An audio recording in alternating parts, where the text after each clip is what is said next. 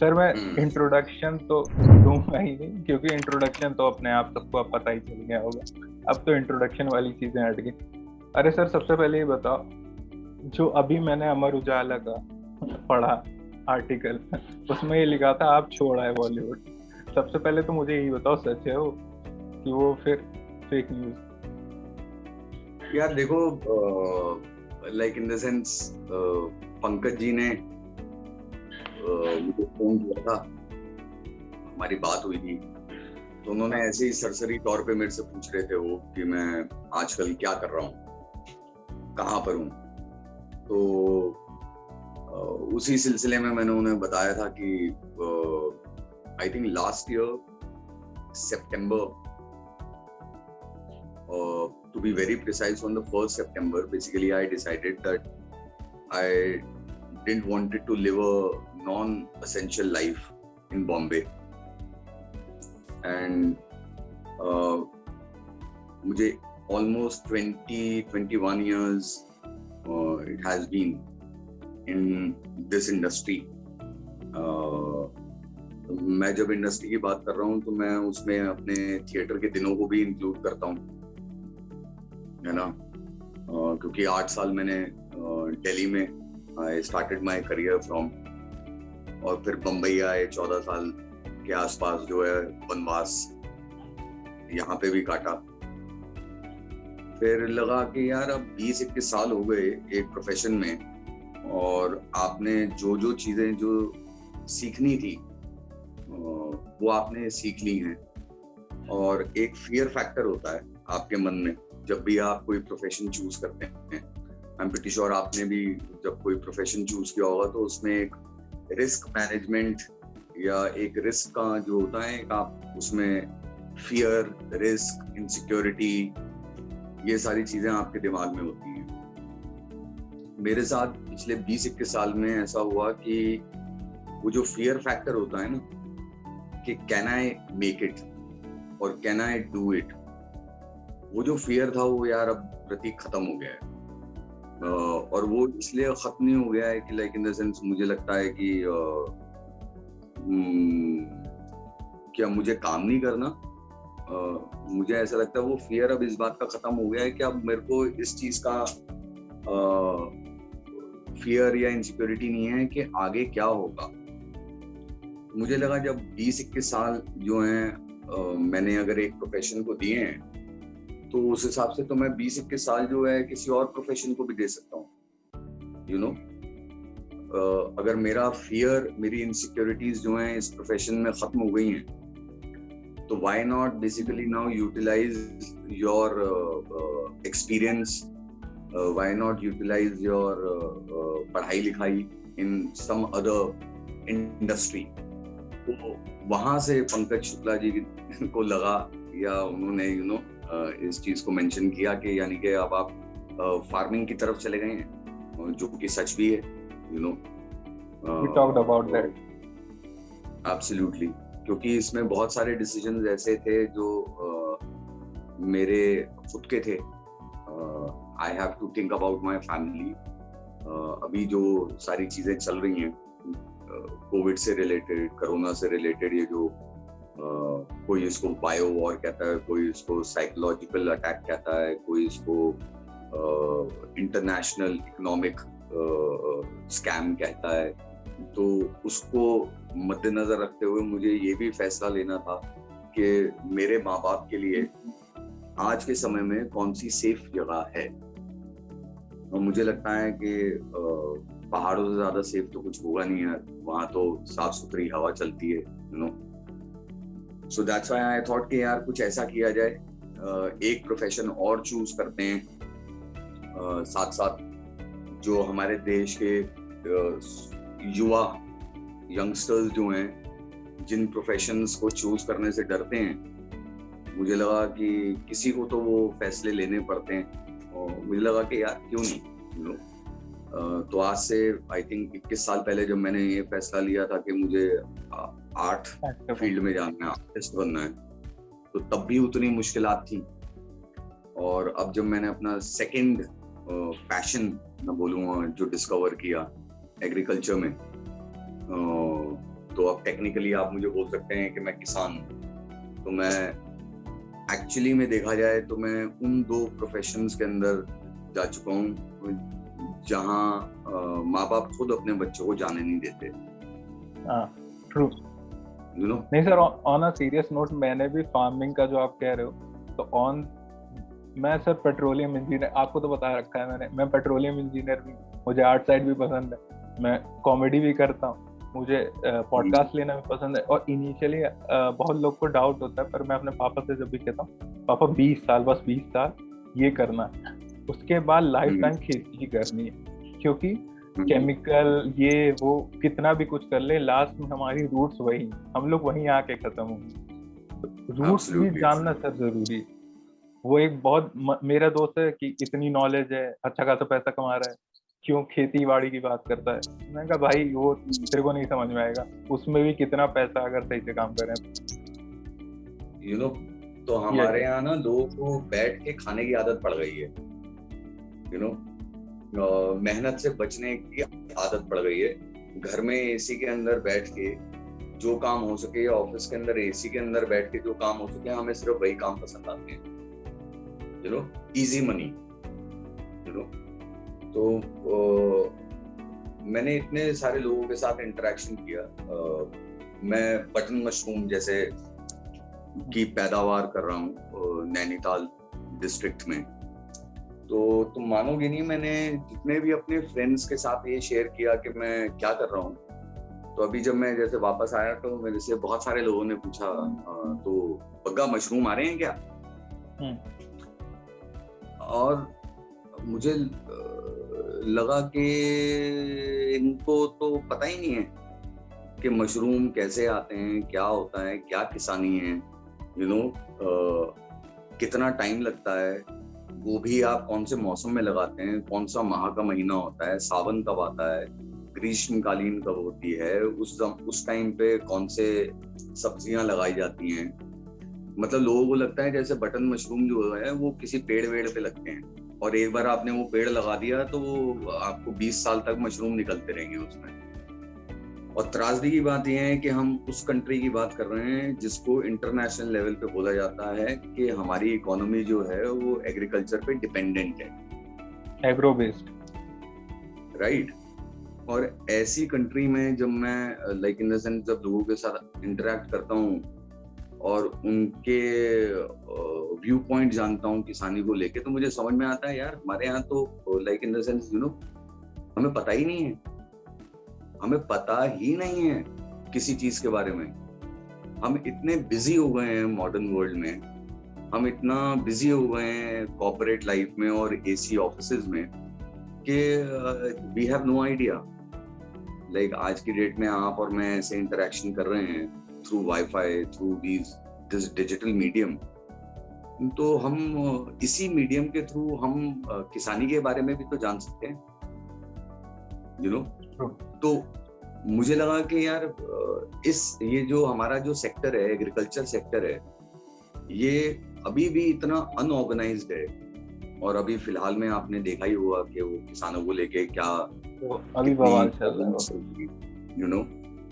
और जब आप किसानों को लेके इतनी प्रॉब्लम चल रही है, जब आप बाहर जो है समाज में जाते हैं, सोसाइटी में जाते हैं, then everybody is talking about कि यार किसानों के साथ गलत हो रहा है, किसानों के साथ गलत हो रहा है, यू नो। और जब मैं उनसे बात करता हूँ मुझे समझ में आता है यार ये तो सिर्फ वही बातें बोल रहे हैं जो मीडिया में बोली जाती हैं, इनकी खुद की तो समझ कुछ है नहीं है, because they don't know anything about किसानी।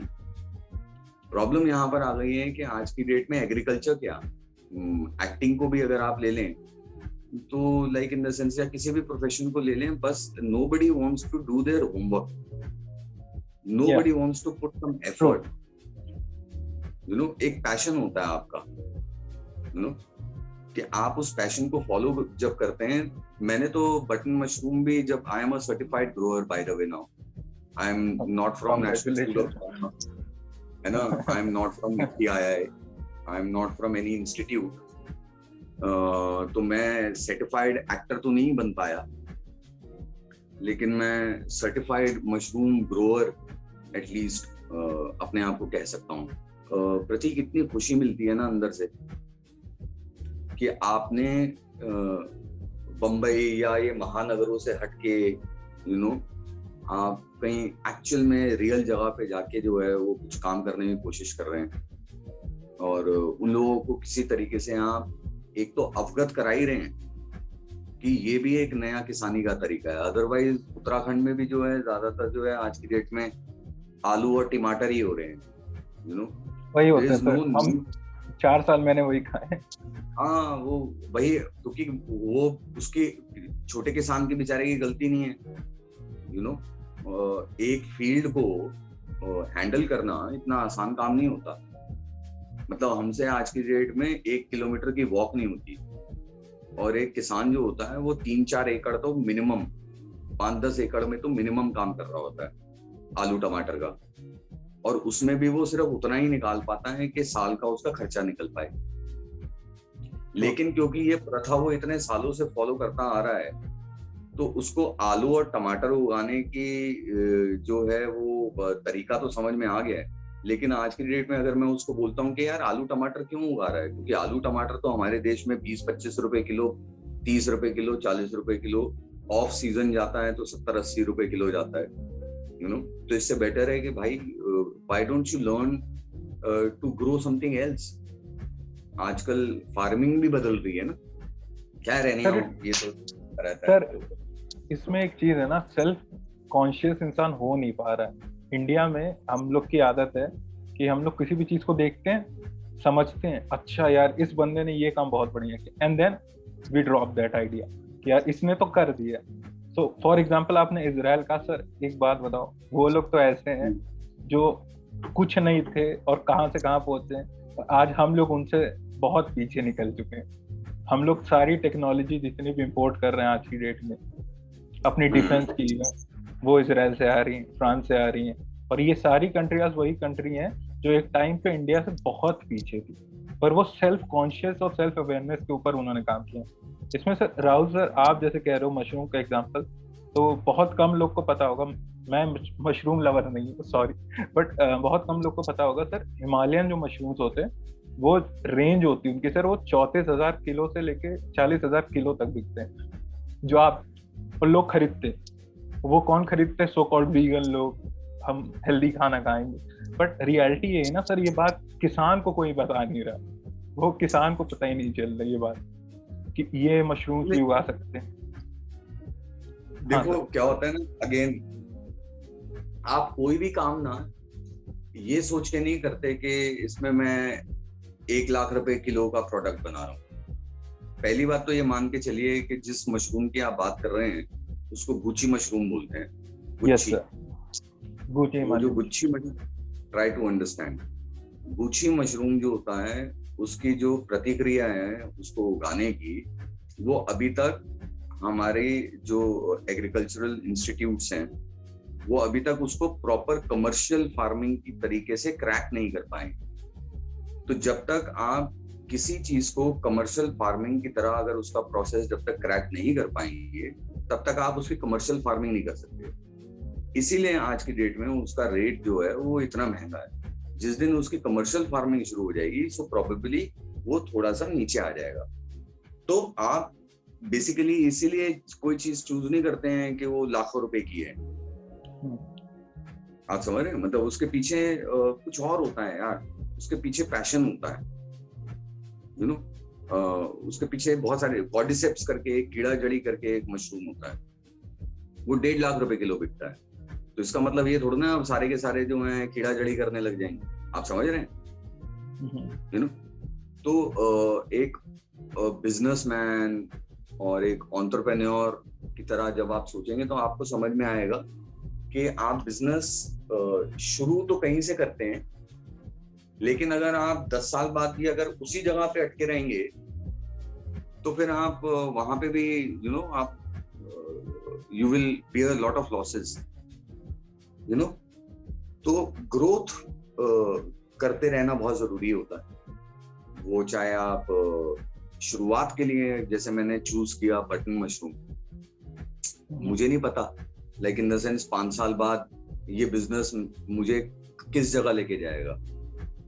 आप समझ रहे हैं, मतलब लाइक इन द सेंस अगर इसको मैं इस चीज से रिलेट करूं कि करने तो मैं जिंदगी में लाइक इन द सेंस मैं एक्टिंग आया था, लेकिन कैसे एक्टिंग जो है मुझे किसानी की तरफ भी ले गई है। ऐसे ही करने तो मैं मशरूम जा रहा हूँ, मुझे पता नहीं है कहाँ ले जाएगा, यू नो। लेकिन अगर आपको इस भाव के साथ बहने में अगर मजा आता है, तो I think you will enjoy it यार। By the end of the day it is more about you know your inner peace, inner happiness. मेरे को टैगलाइन तो मिल ही गई, इनर पीस इनर हैप्पीनेस। हाँ बिल्कुल। मोस्ट इम्पोर्टेंट चीज है सर वो, इनर पीस और इनर हैप्पीनेस, उसी के लिए तो कर रहा हूँ मैं ये सब। Absolutely absolutely. अब सर फिल्मों की बात करेंगे। फिल्मों की बात से पहले सर सबसे ज्यादा मजा मुझे जिस चीज से आया अभी, ये सर मुकेश जासूस जो, ठीक है, उसमें सर इतने कैरेक्टर्स जो हैं, उसमें से सर सबसे ज्यादा जो आपका और परितोष सर का जो सर मिलाप है, एकदम भाई भाई वाला प्यार जैसा होता है, वो सर नेचुरली आया कि नहीं ऑन स्क्रीन सिर्फ उसके बाद ठीक है बात करते हैं, कि एकदम ही लाइक ब्रो वाली फीलिंग हो चुकी थी करते करते? नहीं यार, एक्चुअली पारितोष के साथ ना एक वो again I believe in energy. मैं एनर्जी में बिलीव करता हूँ और positive energy is I think it is very important in life. मेरी मुलाकात जो है पारितोष से आई थिंक पहली बार प्रदीप सरकार जी के ऑफिस में हुई थी। पारितोष जो है वहाँ पे कुछ राइटिंग का काम करने के लिए, और साथ में ही वाज हेल्पिंग दादा, और मुझे भी दादा ने बुलाया हुआ था किसी और चीज के लिए। तो वहां पर हमारी पहली मुलाकात हुई, हमारा इंटरेक्शन हुआ, बड़ा मजा आया यू नो पारितोष से मिलके। उसका बेबाकपन, उसकी स्वच्छंदता, you know freedom, independence, all those things were very beautiful and I really got attracted towards his personality. मतलब अगर मेरी गर्लफ्रेंड को पता चलेगा तो शायद वो बोलेगी ये क्या कह रहा है यार, कि I was attracted to him in that way. But एक सोल अट्रैक्शन होता है यू नो, तो वो एक अट्रैक्शन था, बड़ा अच्छा लगा था उससे मिलके, दिल को बहुत ना सुकून मिला था कि सच्चा इंसान। फिर बात आई गई हो गई, देन हमारी फिर से मुलाकात हुई लूडो के सेट पे। लूडो सर मजेदार मूवी थी वैसे तो। सो वहां पे मुलाकात हुई फिर पारितोष से। तो पारितोष की अपनी एक शूटिंग, मतलब लाइक इन द सेंस उसका अपना चंक शूट हो रहा था, हम साथ में तो नहीं है फिल्म में, लेकिन सेट पे मुलाकात हो गई थी हमारी। तो सेट पे जब मुलाकात हुई मैंने देखा हमारे, तो मैंने अरे भाई क्या हाल है, ये वो you know like in the sense we hugged each other and whatever. And then I told Paritosh, मैंने कहा भाई कुछ कनेक्शन है अपना, यू नो मुझे लग रहा है कि हम बहुत जल्दी कुछ ना कुछ साथ में करने वाले हैं। मतलब लूडो और दादा के यहाँ तो हम कर ही रहे थे साथ में, मुझे लग रहा था कि वो एक गट फीलिंग होती है, वही मैंने बोला ना, वो एक एनर्जी की बात होती है, वो I could feel that energy. और देख लीजिए हम मतलब साथ में जब मिले तो हिना ने, जब मैं हमारा मूवीज में गया मिलने के लिए, तो हिना ने बताया कि पारितोष इज प्लेइंग मुक्ताराम। मैंने कहा बस बहुत बढ़िया यू नो। एक ना क्योंकि ना मैंने एक आदत देखी है बंबई शहर में, हमारे यहाँ सब में ही होती है वो, हम बहुत इनसिक्योर होते हैं, और खासकर कि एक्टिंग के प्रोफेशन में तो हम इतने इनसिक्योर हो जाते हैं कि हम सेम प्रोजेक्ट में काम करते हुए भी जो है एक दूसरे से ही ईर्ष्या करने लगते हैं। हाँ आपकी बात है, ये इस बात से मैं एग्री इस नाते करता हूँ, वरना सर ऐसा होता तो रेस 3 में सैफ अली खान सर भी सलमान खान सर के साथ काम ही कर लेते, इतना आसान होता तो। यार मेरे को तो समझ में नहीं आता, आई डोंट नो मतलब क्या इनसिक्योरिटीज होती हैं लाइफ में। मे बी आई थिंक जब मैं उस जगह पे पहुंचूंगा तो शायद मुझे समझ में आएगा। सर उस जगह आप बेटर जगह पे, उस जगह जाने की जरूरत ही नहीं। अभी मैं मतलब मैं as a audience as a viewer बता रहा हूँ, आज की डेट में ना हम लोग ये नहीं देखते डैश की फिल्में आ रही हैं, या हम लोग ये देखते हैं भाई IMDb, rotten Tomatoes, Google search कि भैया कौन सा सीरीज, कौन सी मूवी हमें हंसा सकती, कौन सी मूवी इंटेंस लग सकती, कौन सी वेब सीरीज से काम कर सकती। तो मेरे लिए वो ज्यादा इंपॉर्टेंट है कि मेरे को कैसा कंटेंट देखना है, ना कि किस एक्टर को देखना है। अगर मैं यही अच्छा। करने लग जाऊं, किस एक्टर को देखना है, तब तो मैं, हाँ बचपन से मैं ऋतिक रोशन का फैन हूँ। मैं सुपर 30 के बाद कोई मूवी नहीं देख रहा होता, मैं खाली बैठा होता, मैं कह रहा हूँ ऋतिक सर बनाएंगे तभी मैं देखूंगा। ये तो इंडस्ट्री में है ही, ये पता नहीं किसकी देन है, पर ये देन चली आ रही। हाँ सर, आप बताओ, कभी ऐसा हुआ है डीले कास्टिंग में आपको बोला गया हमने रिप्लेस कर दिया, या सीन कट गया हो, ऐसा कभी हुआ है? क्योंकि ये तो फेमस है, इंडस्ट्री का पार्ट है ये तो। यार मैं ना इन सब चीजों पे कंसंट्रेट ही नहीं करता, ऑनेस्टली स्पीकिंग। मतलब ऐसा नहीं है, मुझे लगता है कि जितनी रिजेक्शन लेने की क्षमता एक एक्टर की होती है, वो शायद ही किसी इंसान की होती होगी, क्योंकि हमें तो डेली बेसिस पे रिजेक्शन लेना होता है, यू नो।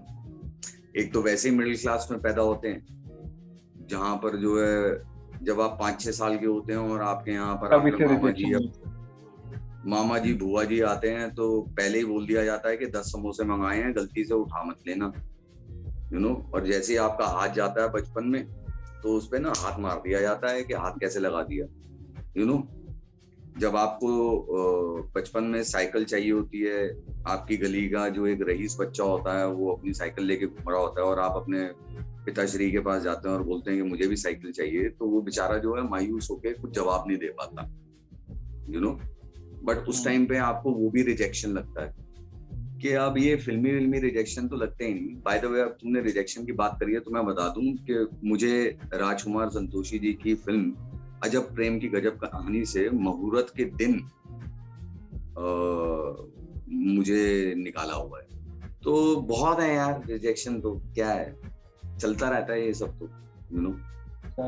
सर एक्टर्स के अलावा आप एक चीज भूल गए, इंजीनियर्स को जितना रिजेक्शन मिलता है वो भी किसी को नहीं मिलता। ये मैं पर्सनल एक्सपीरियंस से बता रहा हूँ। अपने दिल पे भारी चीजों को नहीं रखना चाहिए ना भाई, एक ही तो है ना। इसी नाते मुकेश जासूस देख के हंसे ताकि वाइप आउट हो जाए। हाँ मैं पता नहीं मेरे मुंह से बताएं क्यों निकलना, मैं तो सोचा था कि भाई बहुत सर आपने काम बढ़िया किया, ऐसा नहीं चाहे आपको लगे चाहे ना, मेरे लिए काम बढ़िया किया। अब मैं उस टाइम पे कितनी सीरीज बनती थी, जब पाउडर बनी थी 2010 में, तब तो मैं बच्चा था, तब भी मुझे वो सीरीज पसंद आई थी। तो सर अब वही चीज चली जाए, अब वेब सीरीज में भी सर अब धीरे धीरे कंटेंट कम होने लग गया, क्योंकि सब लोग अब यही सोच रही हैं कि हाँ 4 गाली दो खत्म। और आपके उसमें जग्गा जासूस में कितना है, मतलब अब शब्द तो बहुत कम है और मजा इतना। और जो सर मीम निकला है अभी, उसको मैं वीडियो के लास्ट में लगाऊंगा चाहे जो भी हो जाए। मुझे वो मीम बड़ा तगड़ा लगा। मुकेश जासूस बहुत सही चीज है, इससे मीम बहुत निकलेंगे अभी सर धीरे धीरे। अभी जो जैसे मीमर कम्युनिटी शिफ्ट होगी ना इस सीरीज के ऊपर, तब सर देखना कितने मीम्स निकलेंगे। अभी तो मिर्जापुरी के चल रहे हैं पता नहीं क्यों, पर अभी शिफ्ट होना चालू हो जाएंगे। नहीं होंगे मैं करवाता हूँ। करवाओ भाई, तुम करवाओ, तुम इंजीनियर हो, है ना। हाँ सर 29 बेस्ट मीम पेजेस जो इंडिया की तरफ से हैं, आपको पता है 26 पेजेस इंजीनियर रन कर रहे हैं। अच्छा सिर्फ हाँ, अच्छा हमको सिखा रिया है। नहीं अच्छा सर एक बात बताओ, रिजेक्शन सिर्फ एक्टिंग ही में मिला है? सिर्फ एक्टिंग में, मतलब प्यार कुछ नहीं मिला? प्यार का टाइम ही कहाँ मिलता है यार एक कलाकार को भाई, कहाँ टाइम मिलता है भाई। ये शहर जो है, आपको जब तक आपको समझ में आता है कि आपका बिगर पर्पस क्या है लाइफ का, तब तक ना कई बार इतना वक्त निकल चुका होता है, और कई बार उस जर्नी में जो है इतने लोग आके जा चुके होते हैं कि आपको लगता है कि ठीक है यार, वो भी किसी और के ऊपर छोड़ दो। Because again if I talk about my self, I am a believer, you know. I believe in all the positive things in life, right? तो प्रॉब्लम ये होती है कि आप थिएटर से जब अगेन आते हैं, तो उससे पहले आपने पैसा नहीं कमाया होता जिंदगी में, राइट? थिएटर में तो नहीं होता पैसे जैसी चीज नहीं होती थिएटर। ठीक भी है वो, मतलब लाइक इन द सेंस मुझे उसका कोई रिग्रेट भी नहीं है, बिकॉज आई नो एटलीस्ट वहां पर फिर कोई कमर्शियल एस्पेक्ट भी तो नहीं डाले जाते, इसलिए वो थोड़ी सी उसकी प्योरिटी जो है वो प्रोबेबली हमारी इंडस्ट्री से ज्यादा हो जाती है। तो कहने का तात्पर्य ये है कि व्हेन आई वाज जब मैं 27-28 साल का था, इस एज ग्रुप तक तो लोग स्टार बन जाते हैं, यू नो। तो मैं तो 27-28 साल की उम्र में मुझे ये समझ में आया था बम्बई आके कि जिसको मैं कला समझ रहा था, जिसको मैं आर्ट समझ रहा था, यू नो, जो मैं सीख के आया हूँ, अब मुझे उससे पैसे कमाने हैं। और मेरे भाई, पैसा इतनी बड़ी चीज है ना कि हर किसी को सिक्योरिटी चाहिए, कहीं ना कहीं जरूरी भी है उस चीज को समझना, उसके वैल्यूज को समझना। आई थिंक वो ज्यादा इम्पोर्टेंट है। जिस दिन आपको वो रिलेशनशिप्स की वैल्यूज समझ में आ जाएंगी तो प्यार तो यार ऐसी चीज है, वो तुम्हारे और मेरे बीच में भी हो सकता है। मुक्ताराम के साथ भी तो है, बोलता तो हूँ मैं मुक्ताराम को। तो सर ये बात तो सही है, पर एक टाइम के बाद ना सर हर इंसान को लगता है कि यार अब ठीक है अब थोड़ा अपने लिए, वो सर अपने लिए करने में आप सही कह रहे हो, लगेगा टाइम। मैं ये कर रहा हूँ, मुझे बड़ा मजा आ रहा है, पर मेरे लोग कह रहे, मेरे फ्रेंड कह रहे इसमें तुम अपना टाइम वेस्ट कर रहे हो, इससे अच्छा कुछ और करो। भाई मेरा पैशन है, मैं कुछ कर रहा हूँ, क्या ही दिक्कत है किसी को। सर वैसे एक बात बताओ, कास्टिंग आप लोग की मुकेश छाबड़ा सर ने की थी, क्योंकि वो भी है उस सीरीज में।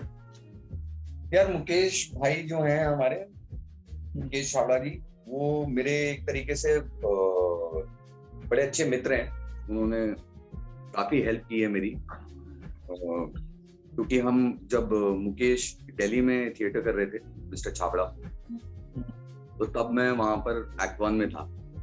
एक्ट 1 करके एक ग्रुप है दिल्ली में, जहाँ से मैंने थिएटर की शुरुआत करी। तो I know him from that time, you know. So as it is a brotherhood between us. काफी घूमे हैं यार हम, बंगाली मार्केट से लेके कनॉट प्लेस की गलियों में साथ में, काफी शॉपिंग की है हमने साथ में। तो फिर बम्बई वो पहले आ गए, मैं बाद में आया, यू नो, लाइक वैसा फिर लवशव, चिकन खुराना। हाँ 2000 उस मूवी के बाद तो सर बहुत लोगों की किस्मत खुली है, मतलब जो विक्की सर हो गए, पहला उनका था, हुमा मैम को एक रिकॉग्निशन, रैया सर को, तो आप तो सर कुणाल सर थे ना, क्या बड़े भाई बने, हाँ कुणाल कपूर सर, क्या बड़े भाई बने थे। आई रिमेम्बर सर, मेमोरी अच्छी है मेरी। यार देखो, मुझे लगता है कि हर किसी की ना अपनी एक जर्नी होती है भाई। सो मुझे लगता है कि वो आप ना बाहर से किसी की जर्नी को जज नहीं कर सकते। जैसा अभी हमने इससे पहले बात करी थी ना, तो मुझे नहीं पता किसकी क्या क्या मजबूरियां रही होंगी, क्या परिस्थितियां रही होंगी, क्या सिचुएशन रही होगी, यू नो। ऐसी बहुत सारी गलतियां मैंने भी अपनी जिंदगी में करी होंगी, जो शायद अगर मैं लाइक इन द सेंस अगर किसी मीडिया वाले को उस चीज से फायदा होगा तो शायद वो चीज कभी ना कभी भुनाएगा वो, और शायद मैं तुम्हारे सामने बैठा हूँ उसको डिफेंड कर रहा हूँ। अभी तो नहीं बताऊंगा मैंने क्या क्या गलतियां करी हुई हैं, राइट? नहीं ये रिकॉर्डिंग बंद होने पर मतलब आपको इतना टाइम हो गया। वैसे अभी आपने पोस्ट भी किया था ओमपुरी सर के लिए, क्योंकि उनके साथ आपने काम किया, विजय सर के साथ काम किया। सर तो आपकी जो आपके हिसाब से आपकी बेस्ट मूवी कौन सी? मैंने तो अपना बता दी विपॉन, मुझे तो मजा ही आ गया जो चीज को देख। आपके हिसाब से आपकी बेस्ट मूवी कौन सी रही? देखो, तुम मेरे से ये पूछ रहे हो कि do I love my left hand, do I love my right hand, do I love my left I, do I love my right I. अगर इसको मैं थोड़ा सा सिंप्लीफाई कर देता हूँ तुम्हारे लिए, आई बिलीव अगेन, जो मेरा लास्ट काम होता है वो मेरे सबसे ज्यादा दिल के करीब होता है, क्योंकि उसके अंदर पिछले सारे कामों का एक्सपीरियंस मैं डालने की कोशिश कर रहा होता हूँ। तो वो मेरे सबसे अगेन दिल के करीब होता है, जो भी मेरा लास्ट काम होता है। और इस केस में जो है, अभी फिलहाल के केस में जो है वो मुकेश जासूसी है मेरा लास्ट। तो महाभोज भी तो है सर, वो तो महाभोज जो है वो जस्ट मैंने मुकेश जासूस की शूटिंग शुरू करने से पहले किया। ओ, पर अभी रिलीज वो थोड़ा लेट हो गया मुझे। तो अभी तो फेस्टिवल सर्किट में जा रही है, 2-3 अवार्ड्स, आई थिंक किसी अभी एक फेस्टिवल में तो जीत भी आई है। बहुत अच्छा सब्जेक्ट है, अगेन हमारी सोसाइटी का जो एक वो रूढ़िवाद होता है, जो कुछ ऐसी प्रथाएं होती हैं जो चलती हैं, जो पुरानी हो चुकी हैं, ढकियानी सी हो चुकी हैं, जो लोग उनको किसी और ही चीज के लिए यूज करते हैं। तो उस पे एक सटायर है, उस पे एक कटाक्ष है। सो आई थिंक मुझे इस तरह के सब्जेक्ट करने में ही मजा आता है, क्योंकि मेरा ना हमेशा से यार सिर्फ एक ही like in the sense criteria होता है, वो ये होता है कि मैं जो भी काम करूं, मैं अपनी सिस्टर, अपनी मदर, अपने फादर, अपनी फैमिली के साथ बैठ के देख पाऊं, यू नो। और जब मैं वो देख के हटूं तो उनकी नजरों में मुझे ना एक प्यारी सी मोहब्बत नजर आए मेरे लिए। वो मेरे लिए सबसे बड़ी कमाई है। बस मुझे मस्तराम के टाइम पे बहुत डर लगा था, जबकि मुझे ये लग रहा था कि यार पता नहीं क्या होगा, बट जो हमारे डायरेक्टर साहब थे, जब मैंने उनसे बात करी तो मुझे समझ में आया उनका इंटेंशन जो है वो बहुत ही साफ इंटेंशन है। He wanted to make a film on a person's journey where he is forced by the society and forced by the economic pressures that he starts writing porn. अगर इसको आप इक्विवेलेंट करें, it stands true for all the profession. हम जिंदगी में करना तो कुछ और चाहते हैं, कर कुछ और रहे होते हैं। तो I was able to do Mastram. और अगर आप फिल्म भी देखी होगी आपने तो आपको समझ में आएगा, लेकिन उसमें वो स्लीज और वो सारी चीजें हैं ही नहीं है। मुझे बहुत सारे लोगों ने बोला था कि यार तूने मस्तराम जो प्ले किया है वो तूने इतना बहुत like in the sense subtle और बहुत ही वैसा वाला प्ले किया है। मैंने कहा यार तो तुम क्या चाहते हो, अगर मस्तराम के ऊपर मतलब फिल्म बने और जो मस्तराम राइटर है वो मतलब अगर वो किसी को देखेगा तो उसको क्या ट्रांसपेरेंट कर दे क्या अपनी आंखों में, या वो मतलब एक अजीब सी एनर्जी लेके आऊं मैं, या वो नहीं किया मतलब बहुत अच्छा किया ऐसे मतलब वो वाली एक्टिंग मेरे को आती है भाई, वो कैसे करते हैं वो वाली एक्टिंग, ये बहुत बड़ा मिसकंसेप्शन हो जाता है ना। जब आप कोई भी काम कर रहे हो तो लोग सोचते हैं वो काम 3-4 रेफरेंसेस होते हैं उनके पास, इसी में से होना चाहिए। अगर उससे थोड़ा सा भी हट के होता है तो लोगों को होता है कि नहीं यार ये काम तो सही कर रहा है, मतलब they create doubt in their mind कि ये जो चीज हो रही है ये सही है कि नहीं है, मतलब उस पर्टिकुलर लेवल पे कि हाँ ये काम अच्छा हो रहा कि बुरा हो रहा मुझे नहीं समझ में आ रहा। अगर मैं पॉडकास्ट ले रहा हूँ तो मैं जरूरी थोड़ी ना रैपिड फायर ले लूँ, ड्रेयर कर लूँ। मैं नॉर्मली पॉडकास्ट मतलब बात करना होता है, पॉडकास्ट का नेचुरल मीनिंग होता है आप बात करो। अब उसमें मैं बोलूँ राहुल सर आपको टास्क दे रहा हूँ, अब जाओ मशरूम तोड़ के लाओ, इसमें क्या है ये क्यों, और वो भी वर्चुअली, तो बिल्कुल नहीं। क्यों, आप एंजॉय करो किसी भी चीज को, जो सर्व हो रहा है प्लेट पे आप उसको खाओ पहले फिर जज करो। पर सोसाइटी ऐसी, वो सर्व होता है वो तुरंत जज कर देती है, यार ये नहीं, इसमें ये लोग हैं नहीं, तो वो सर इशू रहेगा। वो सर हमारे आपके से भी कुछ नहीं होगा, वो मेंटली है, वो मेंटली चीजें सुधरती नहीं इजीली।